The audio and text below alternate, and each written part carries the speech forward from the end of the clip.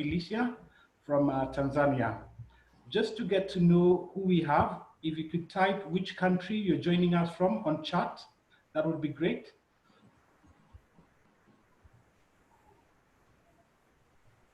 If you can type which country you're from on chat, that will be great so that we know who we have. Great. Okay.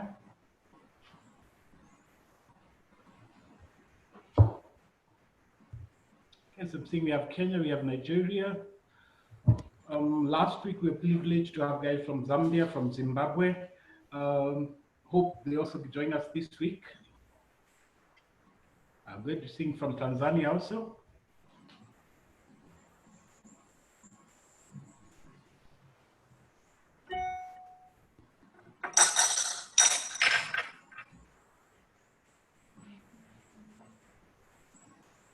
Okay, guessing Uganda. If you can't hear us, just mention, check on your audio, and then we'll be ready to proceed.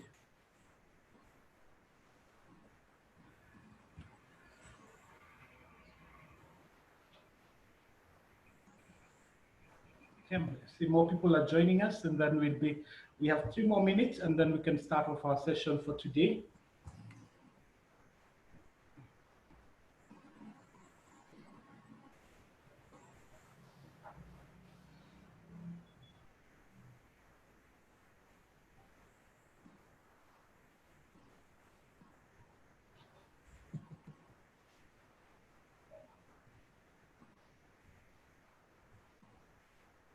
So our session for today is, this round of sessions, we will be looking at 3 key things.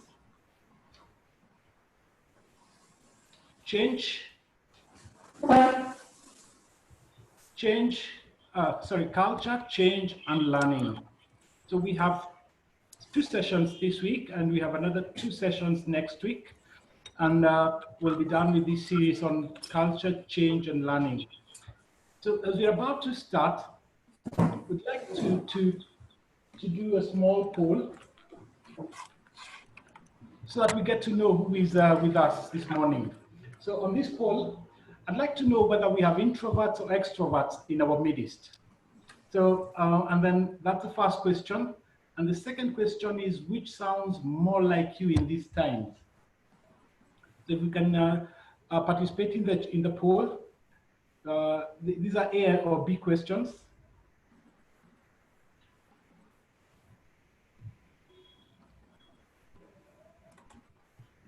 Okay.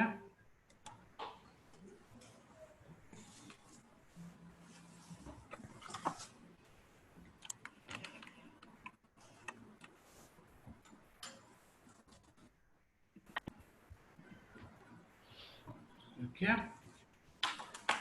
We'll just take a few more.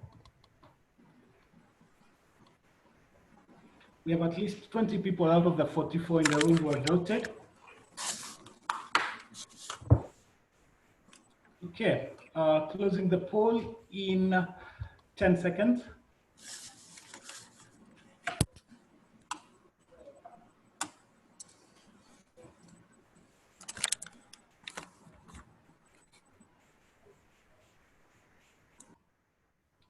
Okay, so let me just display what the results for this.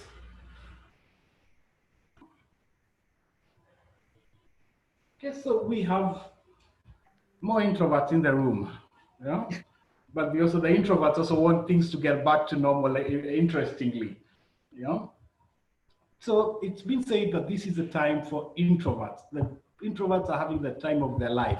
Well, I don't know how true that is, but let's hear from Professor Zinn today about culture. What do we need? What do organizations need? What do we need as individuals in this time? So, Professor Zinn, let me hand it over to you. Then you can, and as you introduce yourself, kindly tell us about your book. Thank you so much. Thank you so much, Martin. It's a great honor to be part of this conversation here today. I think it's so important to have these crucial conversations. We face some unprecedented times here, and it's wonderful that we're able to join together across the continent and speak to each other. I'm Professor Zinn. I've just produced, well, 4 years ago, I produced a book called Swimming Upstream, which is really the story of my personal and professional life. It was written with a view of inspiring, especially young people and especially women. But it's a book for everybody around, you know, the fact that we all suffer very difficult adversity sometimes, tragedy, rejection, loss and trauma. And we often don't think that we can actually, you know, move forward. And I'm really just trying to say to you that no matter what adversity comes in your life, there are various ways in which you can heal and in which you can recover and in which you can continue to make amazing contributions to the lives of others around you. So, so that was my first book. So the book is called Swimming Upstream, essentially because life has been like that for me, coming from a very poor environment in Cape Town here, and really battling to get education and, you know, find my way out of those social economic difficulties in which I found myself. So it would be great if you wanted to read that. It is available on Take a Lot and on Amazon if you wanted to read that. I'm not sure if you have exclusive books across the continent, but those are the 3 places you would get it. And the most recent book is called Managing Through the Coronavirus Vortex. And it's really a combination of about 20 thought leaders, academics, researchers, who put together the ideas. So this book went from concept in the beginning of March to publication before the end of March. And it is the fastest book that we've ever had to put together. I wrote the foreword in it, and it's really tools and tips and insight and analysis from thought leaders, captains of industry around, you know, what does this mean in terms of how we lead? How do we make sure that we're taking care of our health and livelihoods of our people and remain, you know, human in all of this? What sort of labor laws are we going to have to shift and change? What are the implications? What are the economic models that we're going to have to look at? What does this mean for strategy and for the future of work? How does this align to fourth industrial revolution? So there are lots and lots of topics, but the main thing is to give guidance and inspiration to leadership through a very, very difficult time that, you know, we are truly finding ourselves in uncharted waters here. So thank you very much for the opportunity to say something about that, Martin.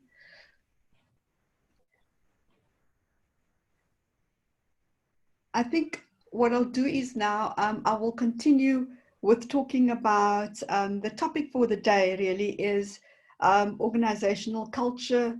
There's a lot of assumptions about organizational culture, but essentially it is how we do things around here. It is defined in terms of underlying beliefs, assumptions, values, principles that contribute to a unique experience in our organizations.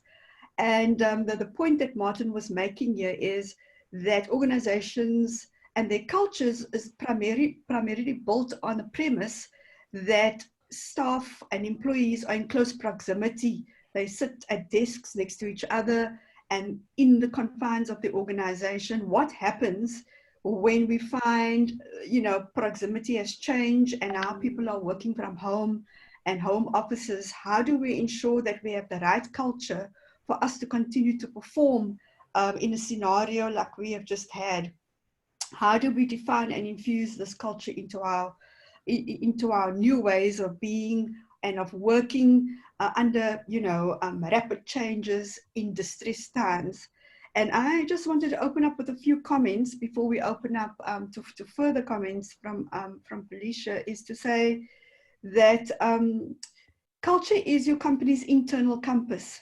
So it informs actions that we take at a time of crisis. It informs behavior. It informs the kind of leadership that we will display during this time.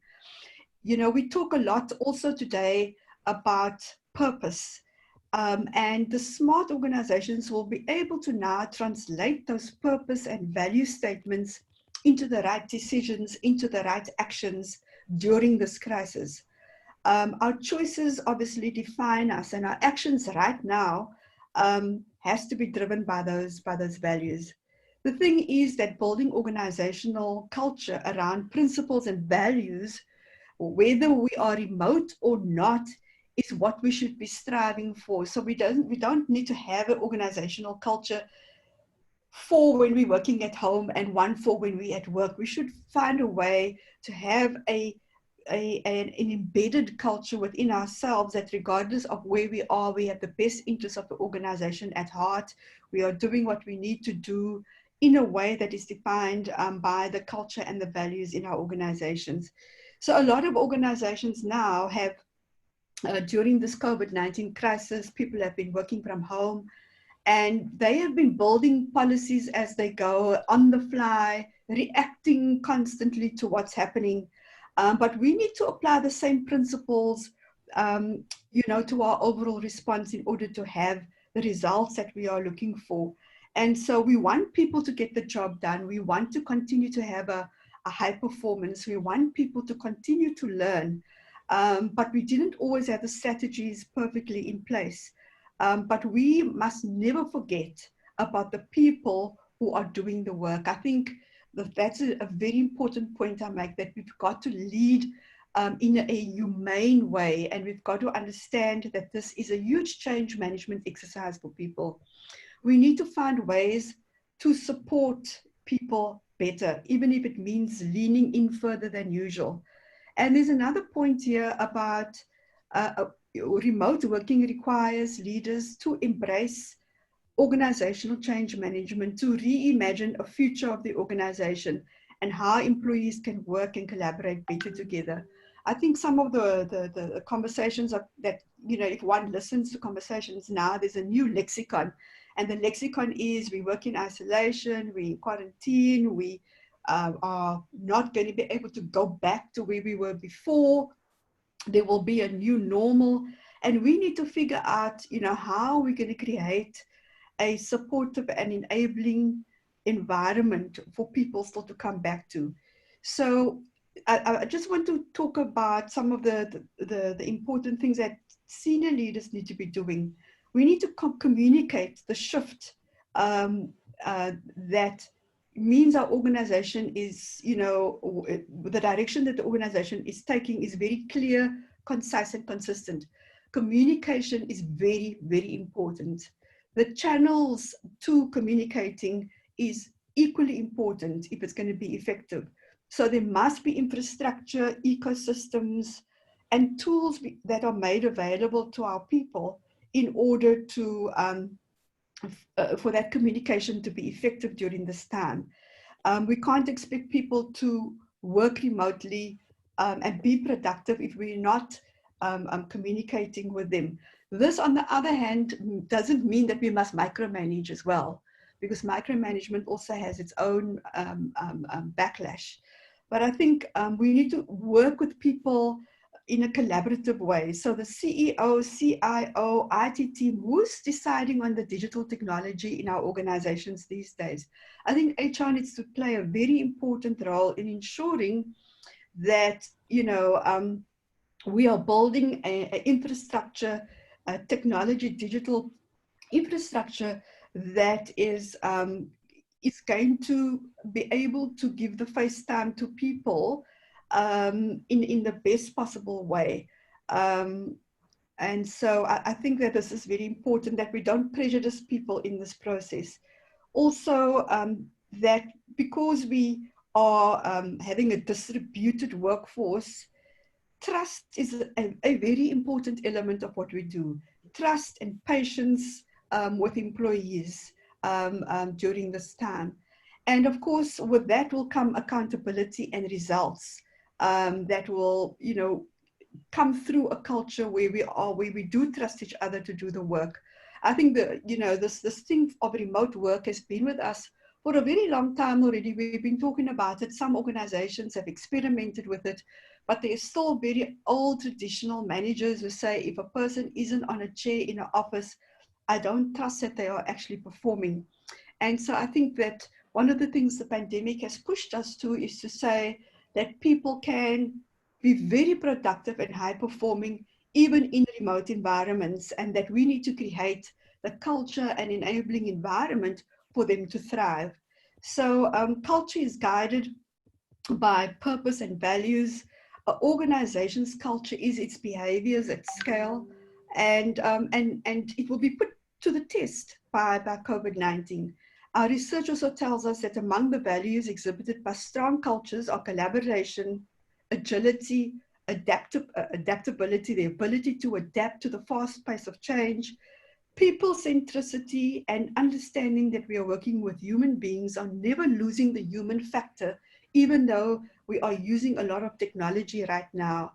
And in this way, we can be innovative, we can be ambitious, and we can also be accountable. And this is a winning culture, strong internal compass that will inspire employees on the way forward. So why does culture matter really? Culture is not just about employees. Culture is also about, life for customers and for our wider communities, and staying true to our culture, staying true to the very essence of who we are, whether we're inside the building or whether we are not. We sign up for that culture, and this reconnects us with purpose and values. And when this crisis has passed, we can look back with pride and say, this is how our company responded. And I say that remote work is not going to disappear. It's not going to go away. I think that we in South Africa now are moving, we've got stages, lockdown stages 5 to 1, the 5 being the most severe. We're entering into lockdown stage 4 as of the 1st of May. And we are still having to do, that still means that a lot of people have to do social distancing. We have to figure out how do you send a third of your workforce to work and make sure that all of the important elements around distancing are in place. So we need the right setup, we need the right tools for remote workplaces to be productive. We need connectivity. A lot of people have been talking about we need data. And it's also how we embrace our cameras now, our video cameras, that we are all understanding how you visually project yourself. I love having one-on-ones with people, face-to-faces with people, but now I can't do it. So I need to figure out what is the best possible way for me to listen to people and for me to engage with people in order to really get things done. So I think I want to stop there because there's quite a few things here, but I do want to say that we need the tools, we need the infrastructure, we need the support. It's about collaboration, it's about communication, it is about shared leadership. And I think that we must also think about our employees' wellness and the challenges that this remote working has put on the table for us. We must think about employee benefits. We must think about how we have a learning strategy that has an e-learning approach to it that will enable us to improve what we do, and that we are taking care of the health of our people. And then I think in summary, we need to show gratitude for people and appreciation for small acts of kindness, because I think this is what this pandemic has pushed us to, a new level of human collaboration and connectivity. Thank you very much, Martin.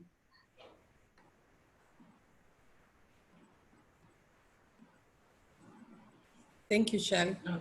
Thank you very much, Professor. We will take questions at the end. So, Phylisiah, let me just hand it directly to you. Okay. Thank you, Martin. Good morning, everyone. Should I start? Oh yeah, there was the poll we wanted to do for your session.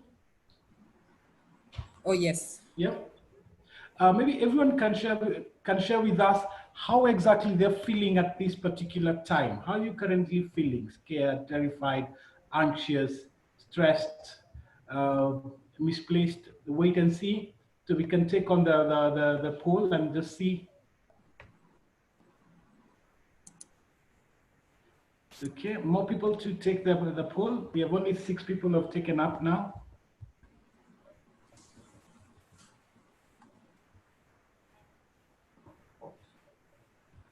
Okay. Let's at least hit 50. I have views from about 50, have 50% of the people who are in here.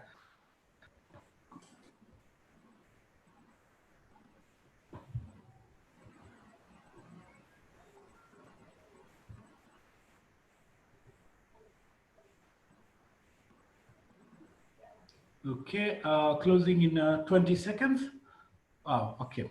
I think we might even just hit about 100% of the participants taking the poll. Okay.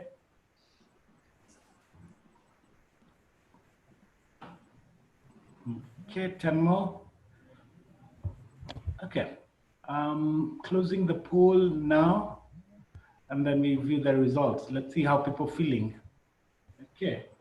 So Phylisiah, I think I will let you analyze this as we start off.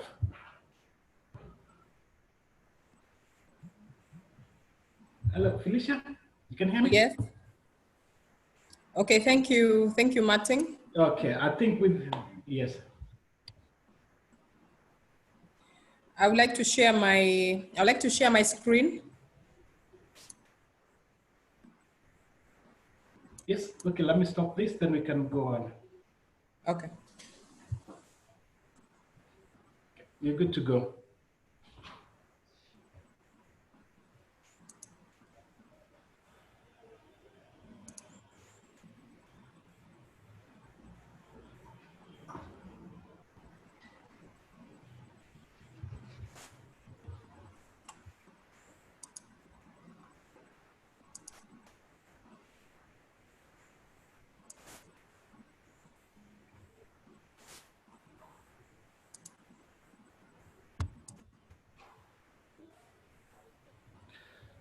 Okay, as Phylisiah, as you share your screen, maybe we welcome those who have just joined us.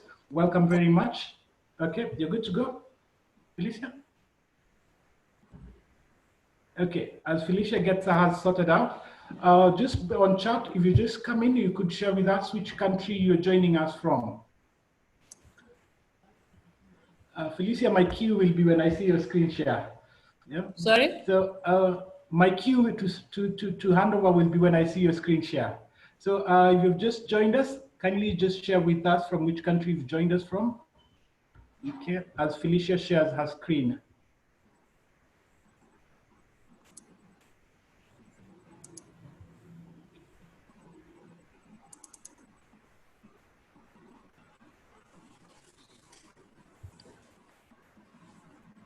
Okay. Oh, nice. You're seeing people from South Africa, Zimbabwe. Okay. Okay. Can you see it? Then Phylisiah, you can maximize your screen for projection slideshow. Yes, you could just do slideshow so that we'll be able to see the whole entire screen. Perfect. Done. Okay.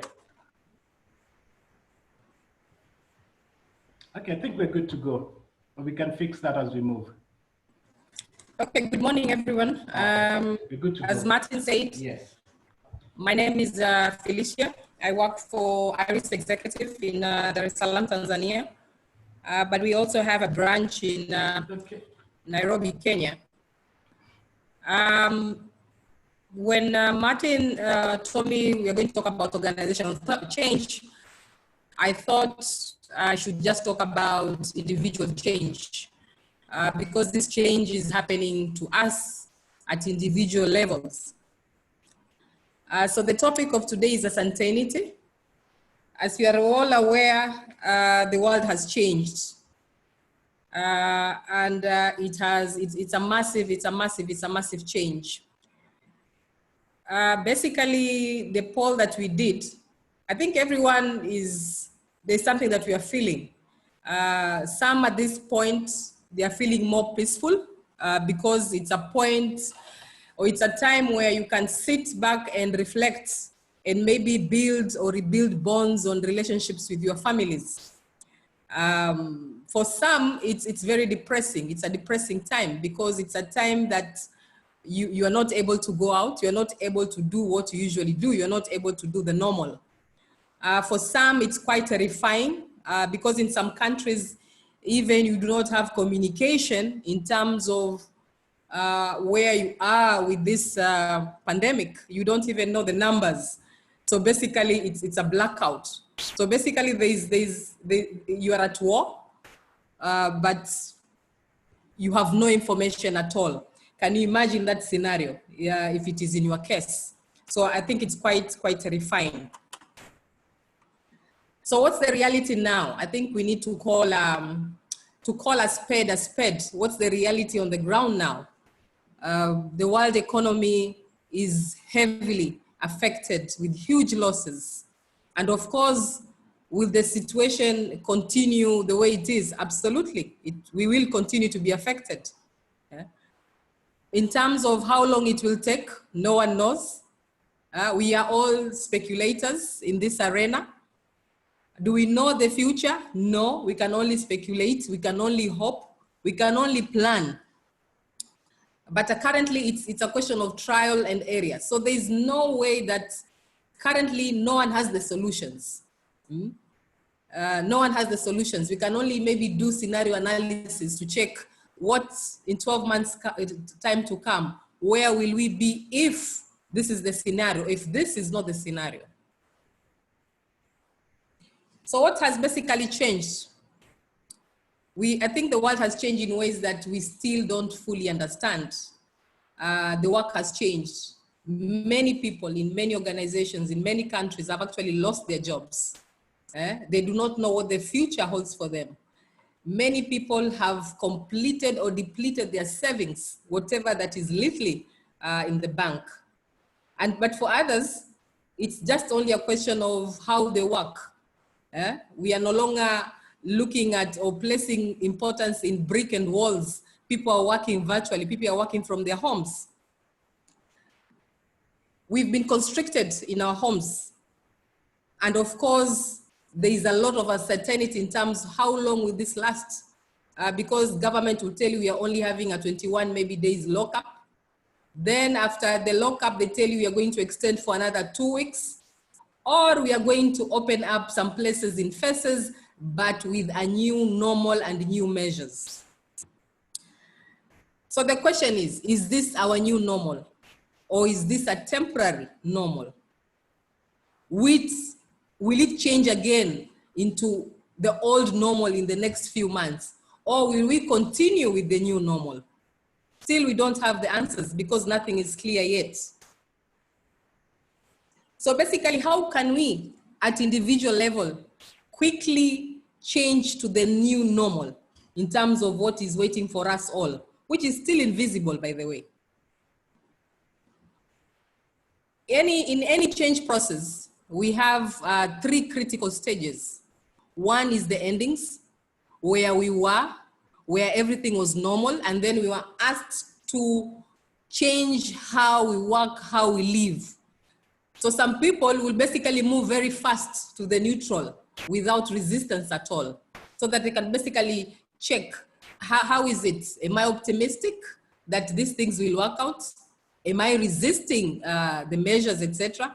And of course, they will have to move to the new beginnings. But how we move through the phases works differently for different individuals. For example, if you're in a war, or there's a war, or there's a problem, or there's a crisis, people behave in 3 different ways.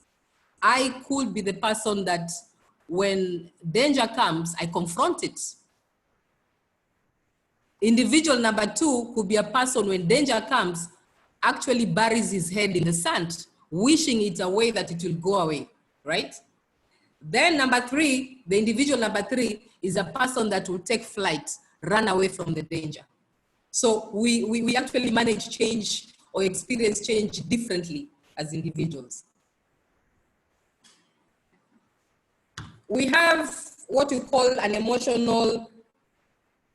an emotional circle of change for individuals. If you look at that diagram, we start with state of an informed optimism, where now things have happened. And of course, you are like, okay, let's see what happens. This is the situation. This has been announced. So let's see what happens. Let's see what the organization is taking us in terms of their strategy. Then, of course, number two, then you move into informed pessimism, where now you are informed. Everything has been communicated. Facts have been given to you, laid out, that this is what is going to happen. This is what is going to change. And of course, some people would be pessimistic by saying, this won't work. What are we doing? Why are we even being locked down in our own houses? What is this? So people would actually resist at this particular moment. Then, of course, we'll move to informed optimism, where now you see the systems have started to work slowly. The organization has started to recover. Then, of course, you have what you call informed optimism, where you're optimistic that we are going to get where we want to be, and eventually acceptance. So we move into different stages at different times. So individuals cannot move at the same time. So don't blame your colleague or your family members when they refuse to accept some of the things immediately. They experience and reflect on change differently and at a different level. And of course, acceptance doesn't mean that whatever that the glass is, you have to get the glass full. Absolutely not. So steps for you as an individual, what should you do during change? Resist the shoulds. Ask yourself, which stage am I right now? What do I need to let go of to move forward? What will I need to accept as part of my new beginnings? Do a reflection exercise when you are alone. Then spend time in that reflection and ask, during some of these crises, when I was passing maybe through a personal or a business challenge, what has really worked for me in the past? How can I effectively use those strategies now? What do I need to tweak so that it can work for me? For example, we have maybe in Tanzania now, the only businesses that have mostly suffered is the training companies, because and the schools, because the private schools have actually closed down. Training and events companies have closed down because of a directive from the Prime Minister that no events or seminars or whatever. So the question is, what do I do? What do we do now going forward? Should we arrange for an e-learning platform? And how will people receive that?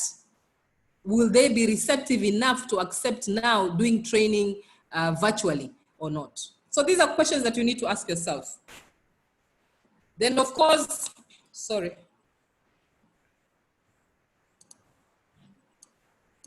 control what you have.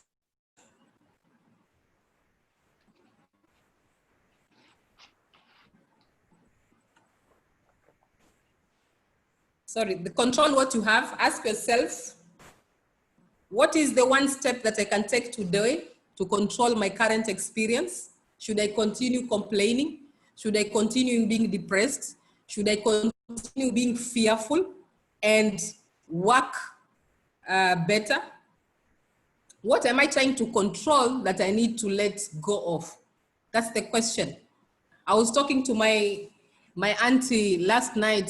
She stays in Nairobi and she has a shop, and she was actually very depressed and saying that she doesn't know what to do because she just got her new, she had traveled sometime in February. So when she arrived, the government had locked everything down, and now she can't sell all these beautiful suits, and she doesn't know what to do. Of course, she's over 50. So I told her, she's running to 60 years of age. So I told her, You need to do what people do nowadays. You need to get into social media. You need to learn how to use social media. You need to learn how to use Instagram, take photographs. You need to get someone, one of your sons, to train you in terms of how to use online marketing and sell your products. So she has to get out of her comfort zone and complaining and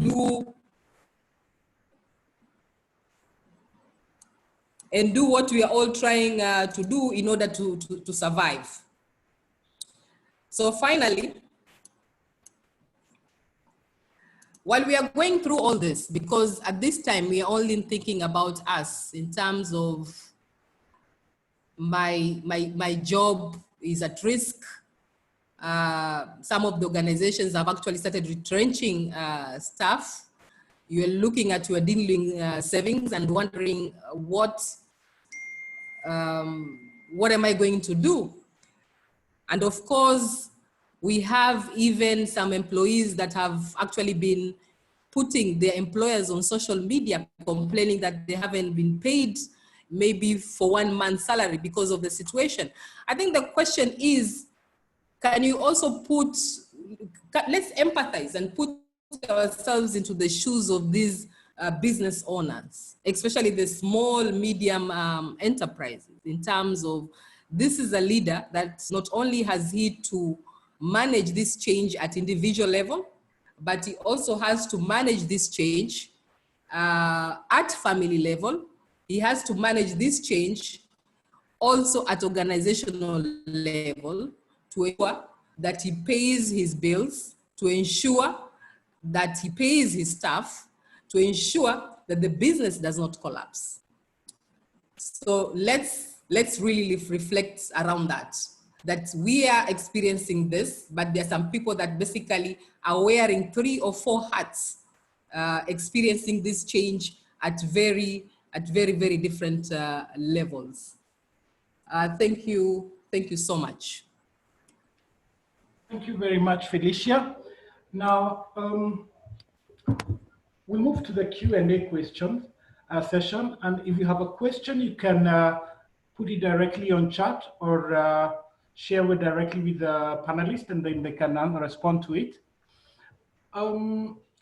Professor Zinn, I have a question for you, as the other people get their questions ready.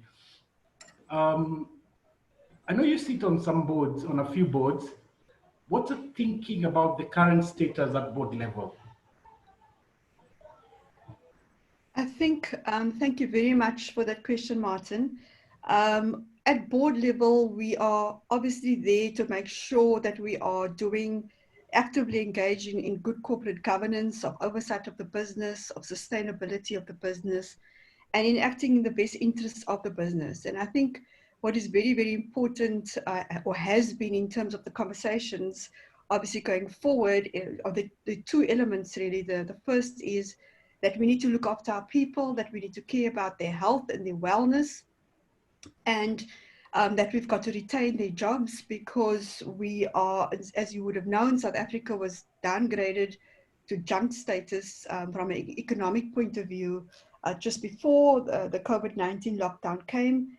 And so we have a humanitarian public health issue, but we also now have a serious economic issue that means we are, into a recession year, and that there are various scenarios that have unfolded, amongst which predict that we are going to lose at least in the easiest, in the most the least disastrous scenario, we could be looking at losing at least another 1 million people in terms of employment.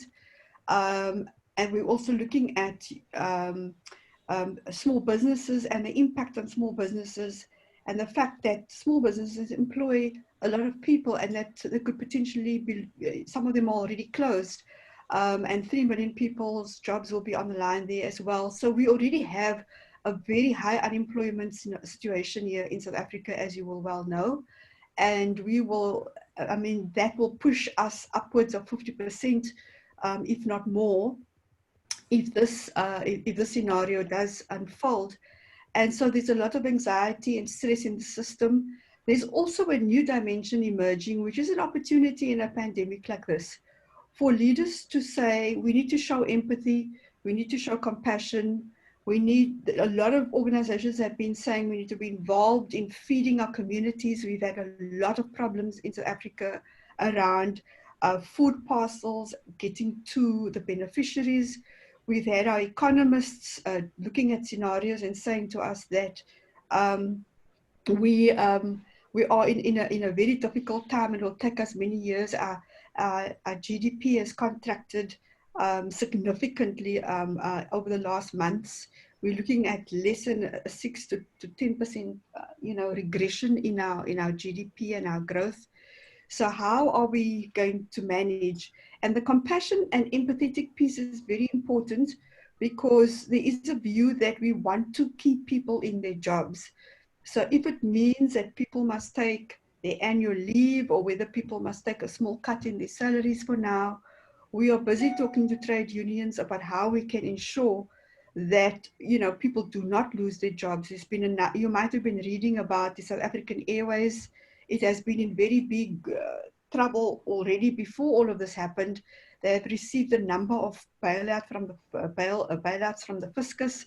And for the very first time, 2 or 3 weeks ago, the answer for another request for a bailout was no. And there's a big thing now about, so what happens to all the staff of SAA, and how are we going to manage the fallout from that? So I think for boards, it's become a very complex governance process to make sure that we are doing the right thing for our staff, for our customers, from a regulatory point of view, for our shareholders and for our communities, and that we do not take short-termist thinking that says, yes, we understand we've got to cut costs in order to stay afloat, but we know as HR professionals, often when they talk about cutting costs, they're talking about cutting people. And we have put out huge red flags to say that that is a very short-term approach. We should use the little money that we have, and we've had some fiscal stimulus that has been put into play, and that we need to use that very wisely to make sure that we retain jobs, that we keep people productive, that we keep our people's health and wellness safe, and that we behave in a very responsible way in over the next few months, to ensure that we can navigate our way out of an economic recession, and ensure also that we are keeping our people well at the same time. Now you can well imagine the announcement yesterday was made that we are going from lockdown level 5, which is the most severe, to lockdown level 4. And lockdown level 4 is quite severe still, but one of the softer restrictions now is that 1/3 of your staff can go back to work. And so now the big runaround is which third, and how are we going to rearrange the desks, and how are we going to ensure social distancing, and how are we going to make sure that everybody's got the protective equipment that they need. And so, there's a lot of thinking that's going on in that space as well. So it's been a very intense time. I think the time for HR professionals are here now to advise and support and give insight into how do we ensure that we are going to lower the turnover of our staff and still give them a great experience, and still ensure profitability for our organizations at the end of the day. And this is a massive adjustment in change management that we need to see. And we now require leaders who are equipped with those human capabilities of empathy, compassion, but the ability to still turn results in an environment like this. Thank you very much, Prof. A few questions have come in. I'd like to direct one to Phylisiah, as Derek prepares a question, something I'd like him to share with us. Derek Banga, if you could kindly share how you're experiencing and managing this change, current situation, just right after Phylisiah response to this question of how do you see the HR being able to influence change in the face of different culture, seeing that Africa is becoming a free market? How do you see HR position itself? Phylisiah, if you could have that question.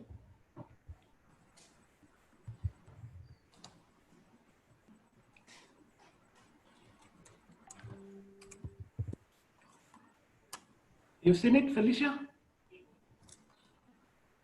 Yes, I'm saying how do you promote the productivity of employee from hopeless and fear caused by COVID-19 lockdown, and what leadership action is needed at first level after COVID-19?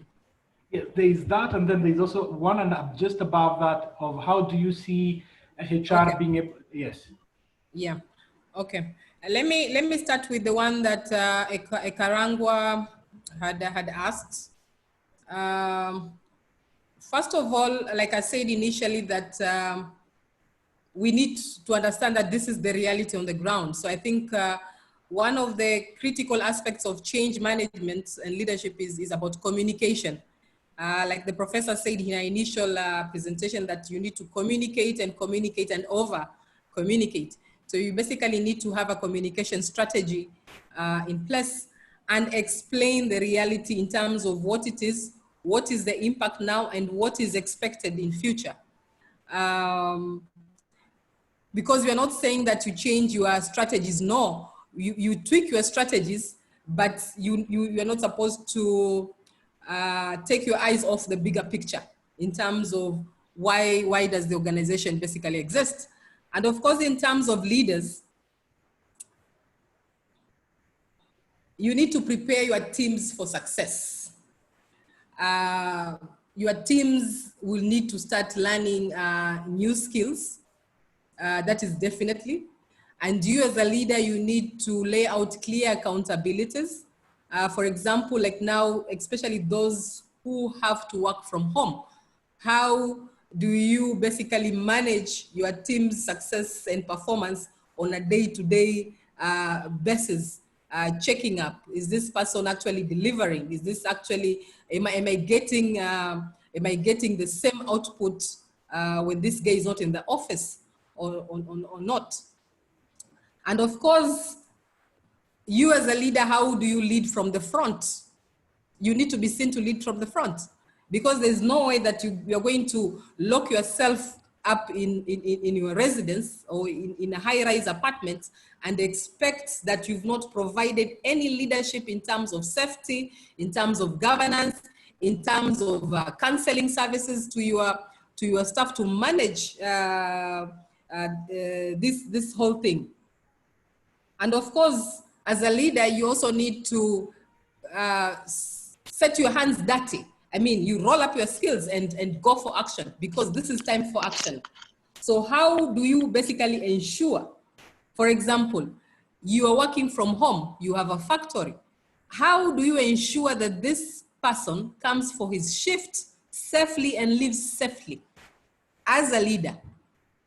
So these are questions that you need to ask, and you need to also have empathy and place yourself in their shoes. For example, I was talking to one of the factory owners here in Tanzania, and I was looking at the measures that basically he has put in place in terms of his factory. And at the moment, factory owners have no option but to stagger the hours in terms of break times, in terms of clocking times. And of course, they need to work in shifts in order to basically manage the COVID-19. Some organizations can basically afford to put up what we call counseling services for their staff. We've been paying these insurance, medical insurance services quite a bit of money all these years. I think this is the time that they need to own up. As HR, you need to engage your insurance companies in terms of you go back to the contract, you go back to what they were expected to deliver. Especially, they usually put up welfare or wellness or something. So this is the time to go back to those contracts and ask your insurance companies to play their part. They need to set up counselings for your staff. You need to provide your staff with toll numbers to talk through their depression, to talk through their fears.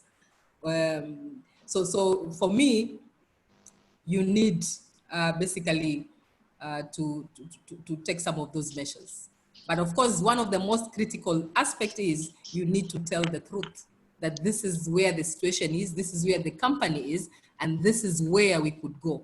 So we need to put up measures in order to reduce the impact, especially on unemployment, or else eventually it will come to that. Thank you. Okay, thank you. Can I answer the second question after the professor answers the question that has been posed to her? There's a Derek had asked him to do a question. So we have exactly 14 minutes and we have about 4 questions. So Derek, maybe in just 1 minute. Martin, can you hear me? Yes, we can hear you. Fantastic. If you could just kindly repeat the question. I didn't quite get all of it. Yeah. Okay, the question is if you could just share how you're experiencing and managing this change that we're in at the current times. Yes. Yeah, absolutely. I mean, as everybody has said, unprecedented times, peculiar times. You know, it's interesting. Here's a headline that I've seen in many publications: apocalypse. Now, the definition of an apocalypse is the end of the world as we know it. However, when I looked into this, I also realized that apocalypse in the Greek definition of the word is also a revelation. In other words, what can you discover that you previously did not know before? And that's how I want to look at this. This is how I'm talking to my clients and other people, is what can we discover about ourselves as humanity that we didn't know before? Winston Churchill, when England was going through the gravest of times, they were about to succumb to the scourge of Nazism, gave a famous speech called The Finest Hour, where he said, this is the time for every man and woman to stand up and be counted. This is your finest hour, a time for you to shine, even when things are at their worst. And that's how I am looking at this. Yes, this is unprecedented.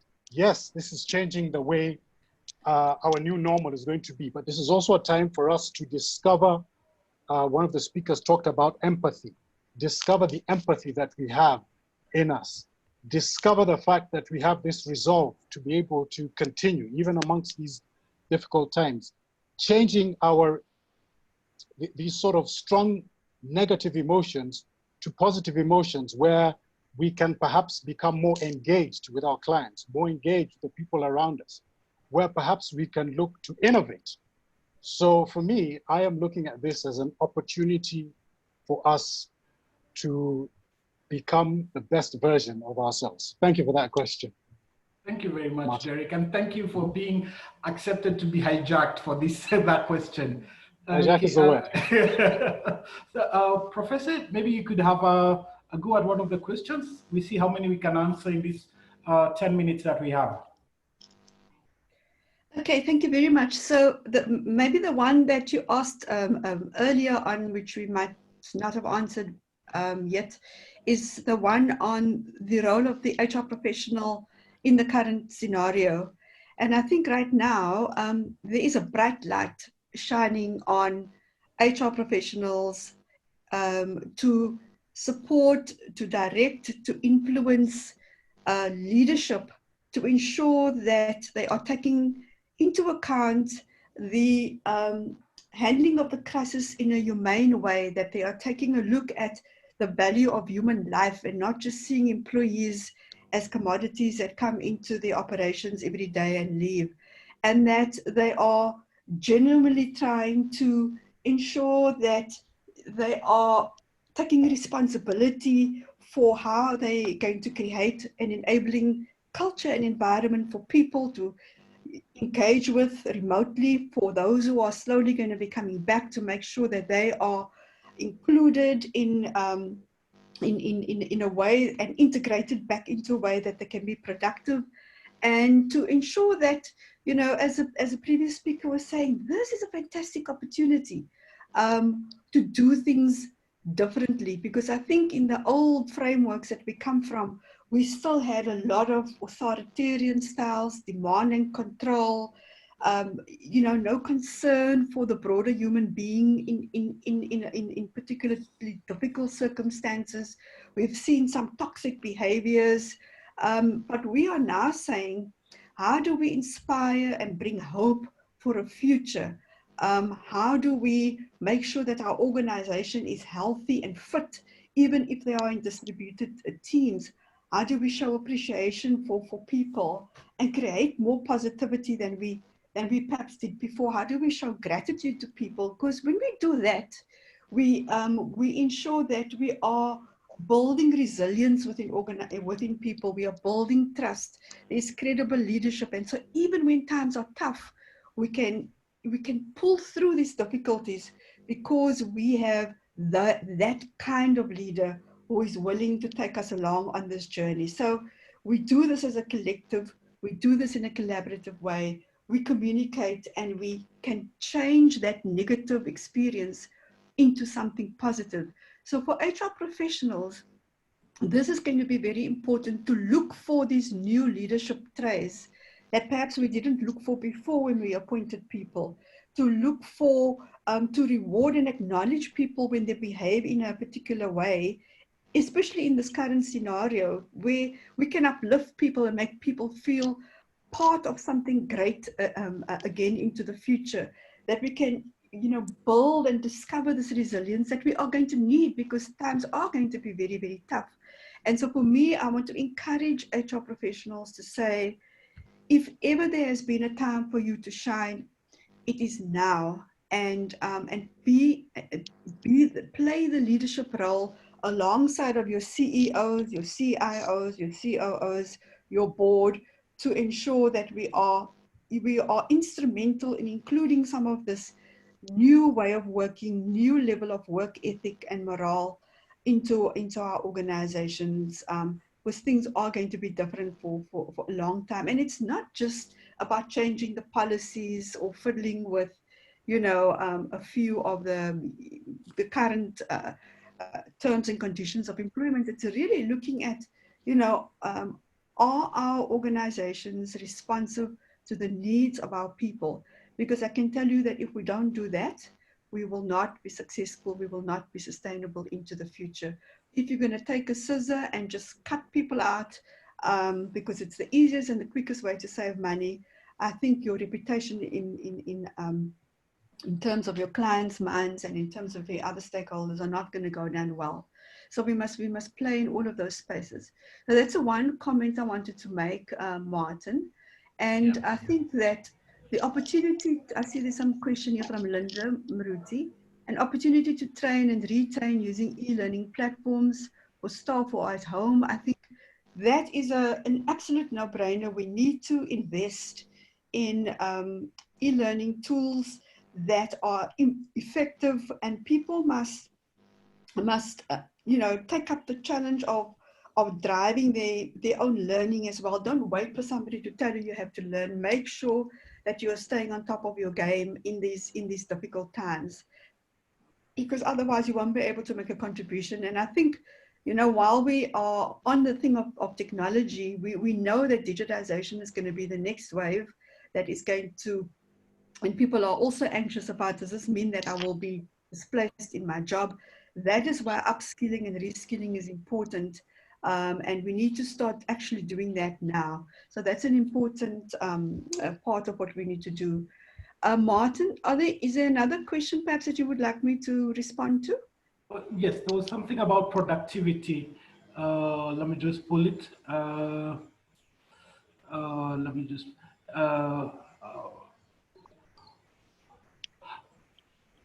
It's just after that question. So it's how to promote the productivity of employee from hopeless and fear caused by COVID-19 lockdown, and what leadership action is needed at first level after COVID. Yeah, I think there will be lots of people that feel, that anxiety and fear, and they not only feel the anxiety and fear because they can get sick, they also feel the anxiety and fear for not being able to feed their families, or potentially their families becoming ill or dying, which is even worse. So I think that it is up to leaders, if we are going to work with these virtual teams, that we first of all support and enable those teams through constant communication about what is happening, build trust and bonding, because that is still important for people. Empower teams and don't expect them to be on 24/7 because you've given them a laptop, that they somehow must be busy, all day long and be at your beck and call all the time.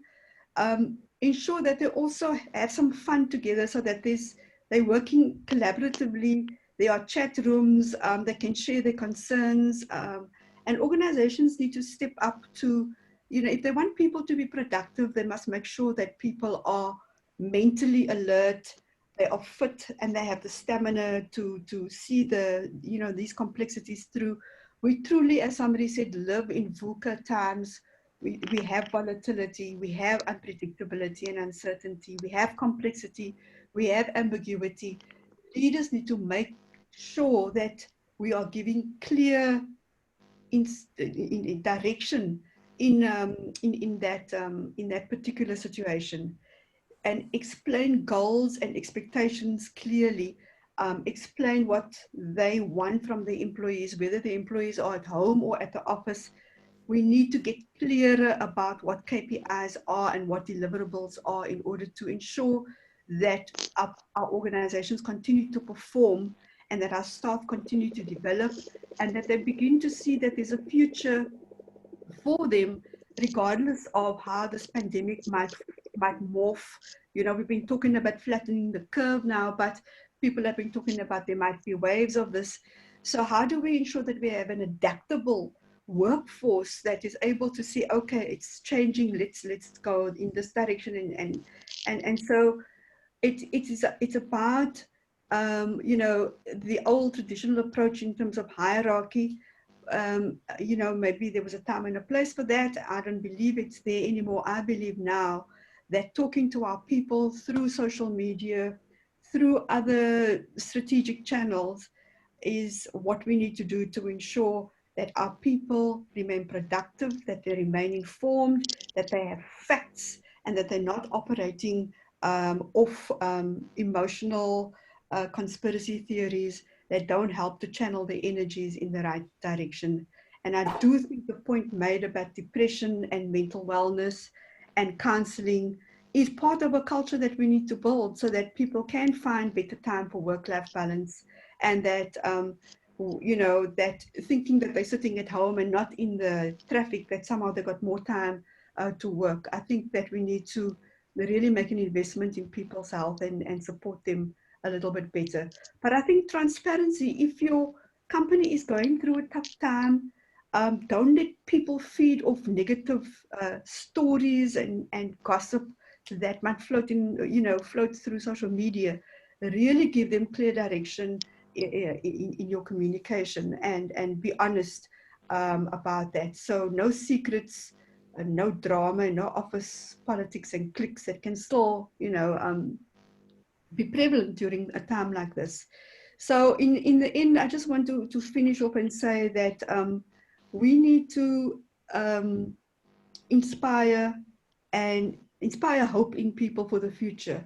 And if our people are going to be productive, if our people are going to be willing to step forward, if our people are going to put down the, to get to the acceptance of the cycle and not be pessimistic in their approach, I think now is the time for HR people to shine, and now is the time for leadership to step in, a new kind of leadership that has a leadership traits of duty of care and duty of diligence to their people, to their business, to the economy, and to their communities. Okay, thank you very much, Professor Zinn. Phylisiah, last word before we close. Oh yes, I think there was a question in terms of what should HR do. I think for me, it's a question of you need to, as HR leader, you must now understand the business more than ever. You must understand the numbers. You must understand where we are going, the dynamics, what's currently happening now. So you need to be on top of your game in order for you to basically be seen as a trusted advisor by the board and by your MD. We need to move away. For example, in our country, most of the HR are still paper pushers. So we need to move away from that and be at the forefront, working with the MD in terms of the crisis management. We need to work with our peer and communication teams in terms of what communications are being sent out to staff and at what period and how frequent, and what are you telling them. And again, there's a question of values. I think most organizations have their values, because values also determine the kind of culture, organization culture that you have in your organization. So are you emphasizing on these values at this point? Like she said, for example, the duty of care. And of course, we are looking at, if it's a question of that Africa is becoming a free market, how are you doing your organization design in terms of your work teams and structures? Because where we are moving, eventually some organization will realize that they work better when it's a virtual work environment. So how are you basically looking into that? And of course, how do we drive performance? Performance now, it's not about the policies or the disciplinaries or whatever that you have in place. It's about coaching. It's about you as HR leader are expected to start coaching your board members. You have to coach your CEO, and of course, coach the line managers to continue coaching their staff members. So at the moment, it's not a question of holding a stick over someone's head, but it's a question of feedback, coaching, dialogue, and of course, like I said initially, the counseling aspect is very critical. So basically, this is the time for HR to be more strategic than ever and come up with programs that are very low cost to basically help an organization through the transition and of even after COVID-19. Thank you so much. Okay, thank you very much, Phylisiah, and thank you to everybody who joined us today in today's session. It was a great time having you. So as we close, I'd like to thank Professor Zinn for her time to be with us. And also I'd like to thank you very much, Phylisiah. If there are any questions we have not answered, we will be able to respond to them on our blog, and we will provide access to that. Tomorrow's session, we're still on culture, change, culture, and learning. And tomorrow is when we look deeply into how HR is actually contributing to this. And there was a question about learning and development. On 6th, we dive deep into learning and development. How is it going to bring the change? How is it going to bring a culture, new culture of learning, online learning, something that I think we have underplayed for a while, and which now is finding its place in HR. So I'd like to thank everyone, and wish everybody a great day today, and thank you for your time. I'd like to thank the 120 HR professionals from each country who joined us, from Zambia, from South Africa, from Uganda, from Nigeria, and from Kenya, and Zimbabwe. And thank you very much to everyone, and have a great day, everyone. And join us tomorrow, same time for tomorrow's session. Thank you. Thank you. Bye-bye.